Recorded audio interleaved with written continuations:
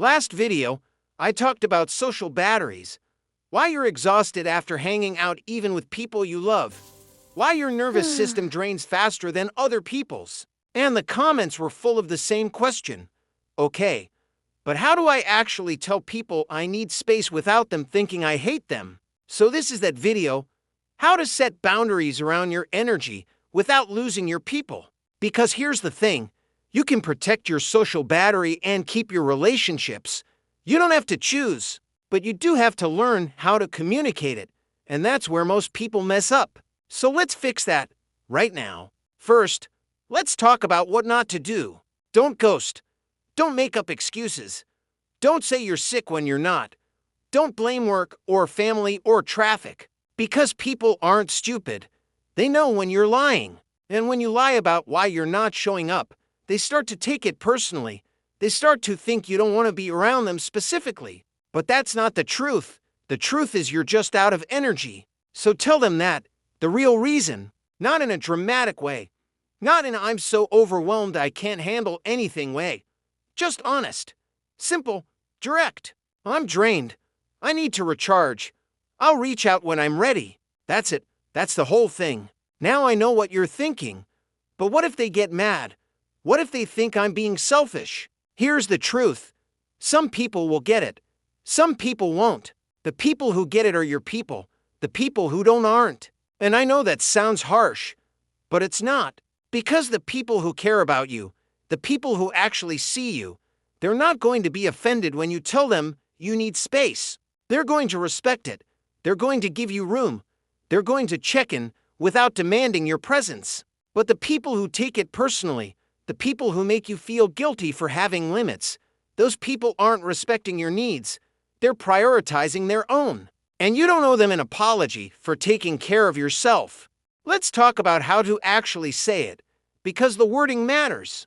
Don't say, I'm too tired to hang out. Say, I need some alone time to recharge.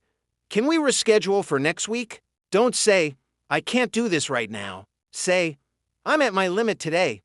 I need to rest, but I'd love to catch up when I have more energy. Don't say, I'm not in the mood. Say, my social battery is empty. I need to recharge before I can be fully present with you. See the difference? The first version sounds like rejection. The second version sounds like self-care. The first version leaves them guessing. The second version gives them clarity. And clarity is what prevents hurt feelings. Now here's the part people don't talk about. You have to be consistent. If you tell someone you need space, and then you're posting on social media hanging out with other people, that's confusing. That looks like you're lying. So if you say you need alone time, actually be alone. Don't go to another event. Don't post stories from a party. Don't make plans with someone else the same day. Because if you do, it's not about needing space anymore. It's about not wanting to be around them specifically. And that's fine. That's allowed. But then say that. Don't hide behind I need to recharge when what you really mean is I don't want to hang out with you.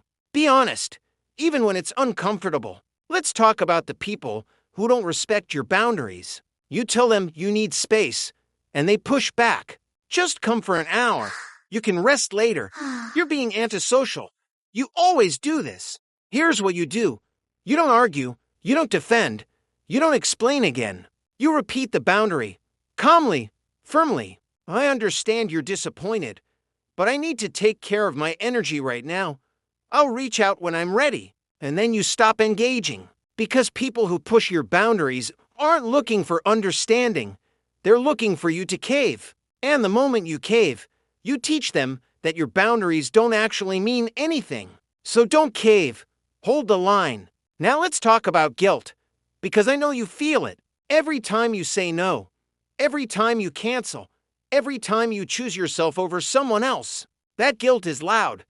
And it's telling you you're being selfish. That you're letting people down. That you're a bad friend. But here's the truth. That guilt is a lie. You're not being selfish. You're being responsible. Because showing up when you're drained doesn't help anyone. You're not present. You're not engaged. You're just going through the motions. And people can feel that, even if they don't say it. But when you take care of yourself first, when you show up with actual energy, That's when real connection happens. So stop feeling guilty for protecting the thing that allows you to be a good friend in the first place.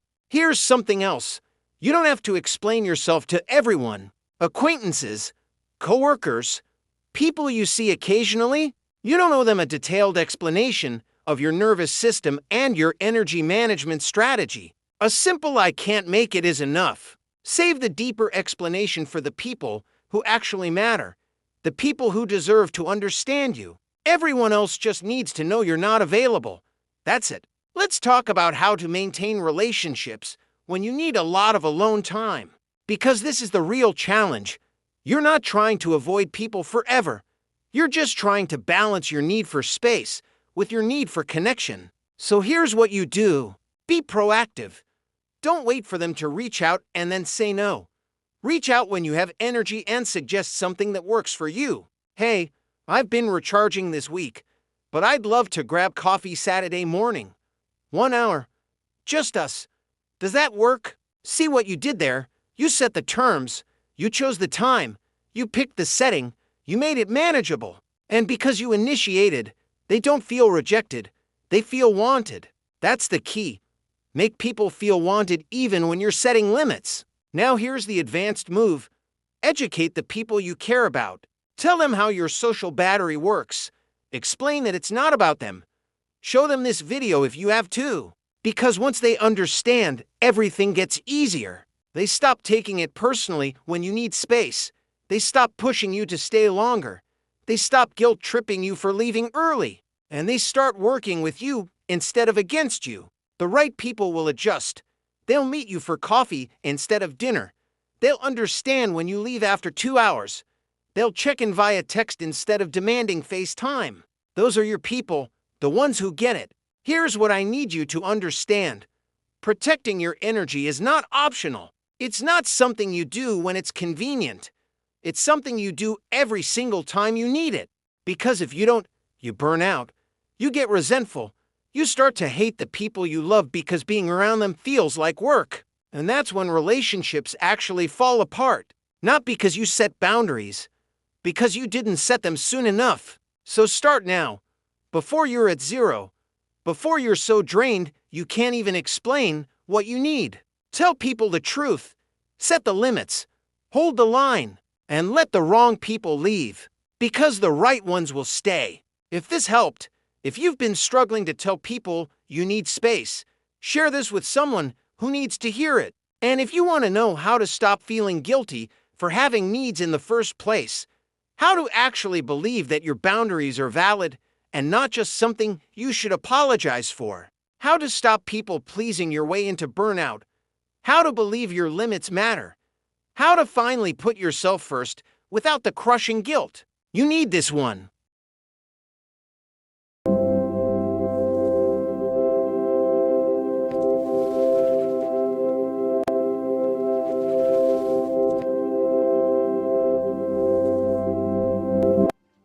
Nothing like a warm bubble bath.